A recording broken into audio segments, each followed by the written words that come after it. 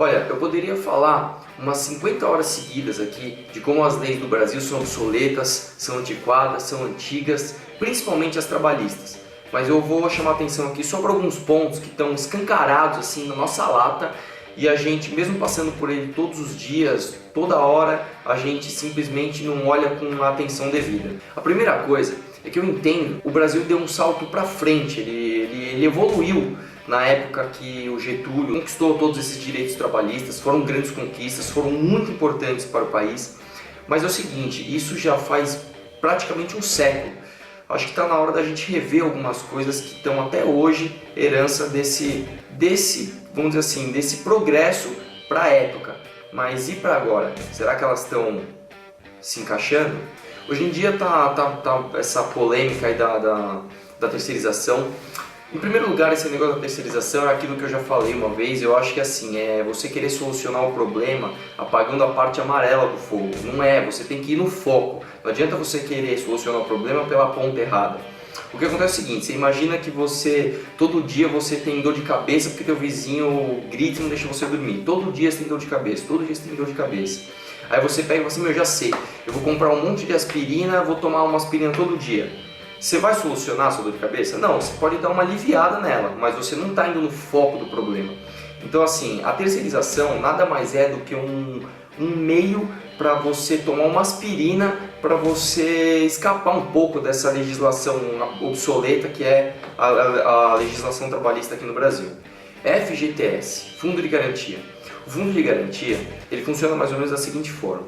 O funcionário ganha, vamos lá, eu vou sempre falar em números ideológicos, tá? Não vou falar nada em números exatos para a gente não se apegar no erro da conta exata. A minha intenção aqui é passar a ideia do todo, a ideologia do negócio, para a gente questionar a ideologia se está certa, tá? Então vamos lá. As pessoas acreditam que isso é um benefício, é um presente do governo, é um direito trabalhista conquistado a muito suor e que deve ser preservado a qualquer custo. Eu discordo um pouco dessa visão. Eu acho o seguinte, o FGTS nada mais é do que uma apropriação indébita do governo. O governo pega o dinheiro que é do trabalhador e usa para si. Só para dar um exemplo aqui, uma aplicação, quando você vai fazer uma aplicação financeira, você faz para quê? Vamos supor que vamos falar de carro, que o brasileiro gosta de carro. Vamos supor que eu tenho dinheiro para comprar um Gol 1000 do ano, 2015, eu tenho esse dinheiro hoje. Aí eu pego e falo assim, não, eu não vou comprar esse carro. Eu vou aplicar esse dinheiro em qualquer aplicação e vou deixar ele parado lá. Daqui 10 anos, vamos dar um exemplo hipotético, eu tenho que ter o dinheiro para comprar um Gol daquele ano, no caso 2025, e mais alguma coisa. Ou mais carros, ou comprar aquele Gol e equipar ele todo, enfim. Eu tenho que fazer com que o meu sacrifício de não ter gastado dinheiro há 10 anos atrás tenha valido a pena, para eu conseguir mais frutos com esse mesmo dinheiro no futuro. O Fundo de Garantia ele rende em média 3% ao ano. Então vamos dar um exemplo aqui. Vamos supor que você tenha R$100 na sua conta de Fundo de Garantia no dia 1 de janeiro de algum ano. No dia 31 de dezembro, se você não mexer nesse dinheiro, também não contando os juros compostos, você vai ter mais ou menos R$103. Então você basicamente vai ter ganhado R$3 em um ano.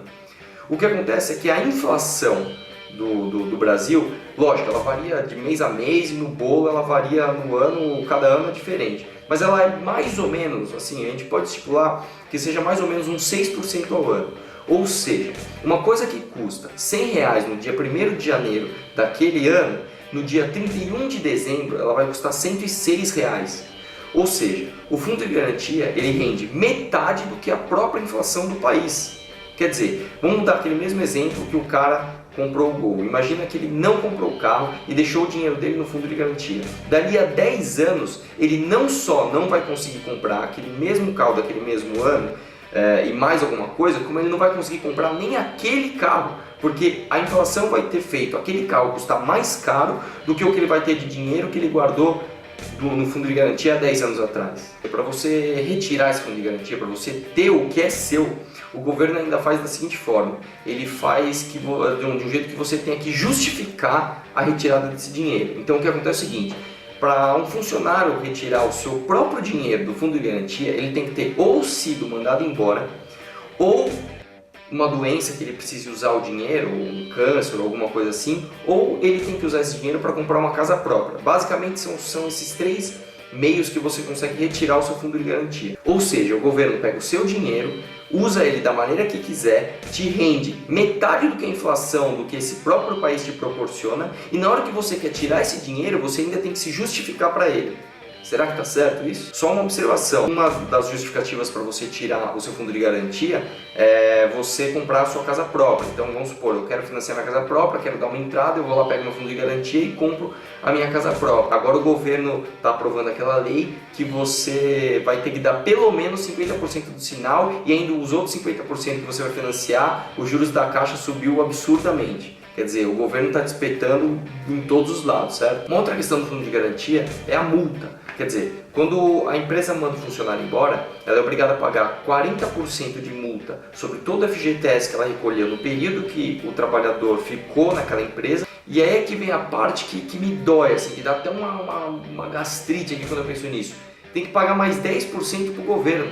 Quer dizer, que mérito, que merecimento que tem o governo desses 10%, pelo funcionário ter sido mandado embora. Da onde vem esses 10%? Quer dizer que quanto mais tempo o funcionário ficar naquela empresa, quando ele for embora, maior vai ser a multa dele? Acho que está meio contraditório isso, não tá? É por isso que aqui no Brasil, quando as empresas têm um funcionário que está há muitos anos na empresa, o cara já conhece tudo lá, em vez de a pessoa olhar com bons olhos e falar, não, que beleza, o cara é parceiro nosso, está aqui há muito tempo, não. A empresa olha com medo para aquele funcionário, olha para ele como quem diz, putz, meu, esse cara, na hora que ele for embora, se eu tiver que pagar multa para ele, vai ser enorme e tal. Então isso gera uma inversão de valores. Você que já está me xingando aí, achando que, nossa, ele está achando que ele não tem que pagar fundo de garantia. Não, eu acho justamente o contrário. Eu acho que o governo não deve se apossar desses direitos que são do próprio trabalhador. Eu acho que esse dinheiro devia ser pago diretamente para o trabalhador e no final do mês, e não quando o governo achar que ele se justificou.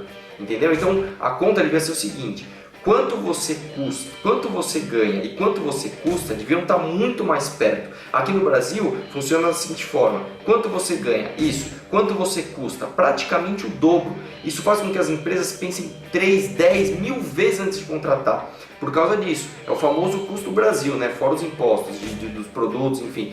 O que deveria acontecer é o seguinte: você aproximar o quanto o cara ganha do quanto o cara custa.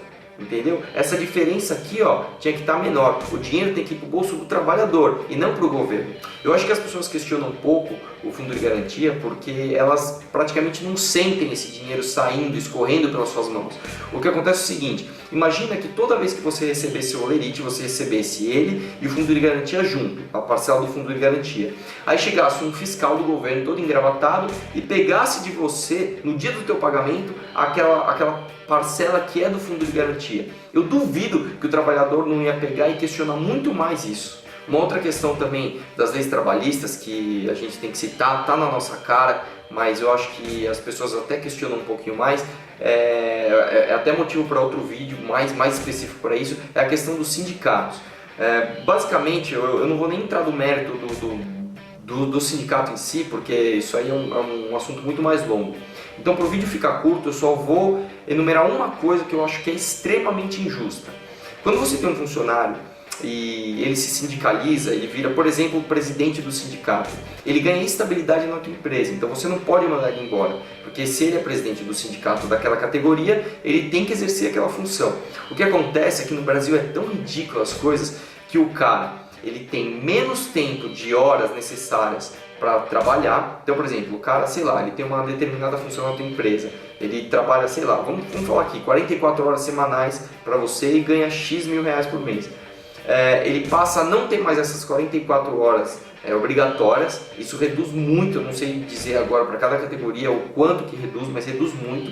Ele é obrigado a ganhar o mesmo salário e você não pode mandar o cara embora, ou seja, o custo do presidente do sindicato da categoria, de quem que é, da empresa que o contratou. Isso não está errado? 13º salário. O 13º salário, na minha opinião, ele devia se chamar menos 1/12. Porque é o seguinte, vamos fazer um raciocínio básico aqui. Vamos supor que o funcionário ganhe R$1.000 por mês. Então, no final de um ano, ele ganhou R$12.000, certo? Só que é o seguinte, aí ele tem o 13º, então dos 12 mil reais vão pôr mais, sei lá, mais 1.000 vão pôr 13 mil reais. Aí ele tem mais as férias remuneradas, então são 14 mil reais mais 1/3 das férias, só para arredondar, ele tem lá 14.500 reais que ele ganha por ano, de uma forma que eu acho que não está bem distribuída. O que eu acho que seria o correto, como é em outros países. O quanto você ganha por ano? 14.500 reais, que foi essa conta que eu fiz agora. Então pega esses 14.500 reais, divide por 12 e dá pro cara todo mês. É isso que deveria ser feito. Outra coisa que eu acho muito errada aqui no Brasil é essa complicação de vale transporte e vale refeição. Aqui no Brasil hoje o funcionário ele tem direito ao vale transporte, que é para ele o dinheiro que ele gastaria de condução para ir da casa dele até o trabalho, e o vale refeição, no caso, para ele almoçar ou jantar, dependendo do turno que ele faz. O que acontece é o seguinte, eu acho que está muito errado isso, porque você tira a liberdade econômica das empresas e do próprio funcionário. Eu acho que deveria funcionar da seguinte forma: quanto você ganha de salário? R$1.000. Quanto você ganha de vale transporte? Vamos por 400. Quanto você ganha de vale refeição? Mais 400. Então você ganha 1.800. Pega 1.800 e dá na mão do cara. Se ele vai comer no restaurante mais caro todos os dias, se ele vai trazer marmita de casa para economizar, se ele vai vir de bicicleta para economizar, se ele vai vir com carro V8 gastar gasolina para caramba para ir para o trabalho, isso é problema dele. Você tem que dar o dinheiro combinado por aquele salário. Esse é o correto. O que acontece é que aqui no Brasil, todas as leis trabalhistas são tão obsoletas que as empresas vão dando jeitinho de burlar isso para não burlar, de desviar disso para não pagar imposto, para não incorporar como salário. Então começa esse negócio de benefícios, de vale transporte, de vale refeição, esse tipo de coisa, que eu acho que é errado. A coisa devia ser muito mais simples. A coisa devia ser o seguinte: quanto você vai ganhar por ano? Eu vou ganhar X mil. Então pega esses X mil, divide por 12 meses e eu te pago no final do mês. Esse é o certo. Uma outra coisa que eu acho errada aqui no Brasil é essa distorção de quem que é a responsabilidade. Nos Estados Unidos, por exemplo, se você é um pedreiro e você vai construir uma parede ou construir alguma coisa, você leva a sua própria ferramenta. A pessoa que está construindo, ela vai te dar o material e vai te pagar X por aquela obra, por aquela mão de obra. E você leva a sua própria ferramenta, você leva os seus próprios equipamentos de segurança.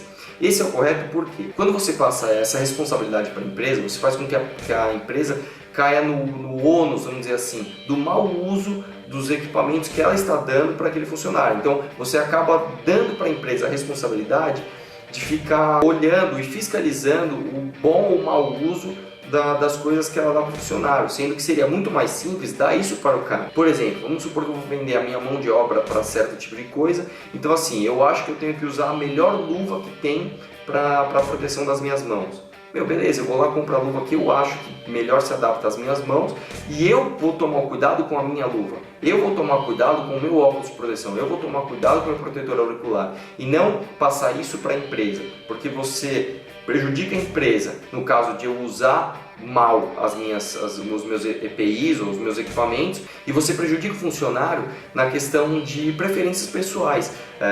Eu quero usar um tipo específico de luva, não, mas a empresa dá esse, eu tenho que aceitar esse tipo de luva que eu não gosto. E você também prejudica o cara quando ele tem um cuidado especial com as coisas dele. Ele cuida muito bem das coisas dele e as coisas dele duram mais do que a vida útil média desse tipo de equipamento. Isso tudo eu acredito que seja uma consequência dessa política do Brasil de querer dar jeitinho brasileiro. O que falta no Brasil, na verdade, no caso do FGTS, do 13º, é educação financeira. As pessoas não têm educação financeira, então o governo quer tentar manobrar para que as pessoas tenham um fundo de garantia ou um 13º salário no final do ano para que elas possam aquecer a economia no final do ano, enfim. Eu acho que isso está errado. A solução correta mesmo é a longo prazo, é educação financeira para todo mundo. Na Tailândia, por exemplo, estava tendo uma alta taxa de natalidade lá, absurda, estava todo mundo tendo filho pra caramba e tal, e o presidente falou, por que isso está acontecendo? Isso está acontecendo porque as pessoas não têm educação. Então qual foi um meio assim eficiente dele educar as pessoas financeiramente? Sempre que as pessoas iam pedir empréstimo no banco, ele fazia com que as pessoas tivessem que estudar um manual de planejamento familiar, de planejamento financeiro e passassem numa prova. Então, o cara estudou aquele planejamento financeiro, ele tem ideia do que ele vai fazer com o dinheiro, agora sim você tem direito ao seu empréstimo. solução eficiente, né? Bom, gente, esse é o meu humilde jeito de tentar fazer a minha parte para questionar algumas coisas e quem sabe fazer do Brasil um país melhor. Se você achou que eu falei um monte de besteira, comenta aí, dá um dislike. Se você gostou, dá um like, se inscreve no meu canal. Vamos questionar esse tipo de coisa.